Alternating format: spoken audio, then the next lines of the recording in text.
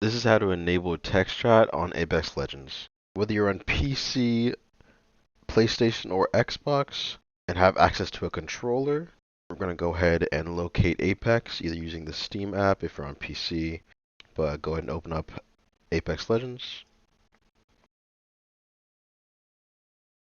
Now, as soon as you're on the main menu of Apex on the Xbox controller, we're going to hit the 3 lines button on our controller. But if you have the PlayStation controller, we're going to hit the options button.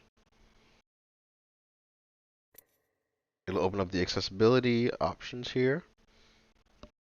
For subtitles, the subtitles size, chat features, the voice to text chat, and the incoming text chat as speech.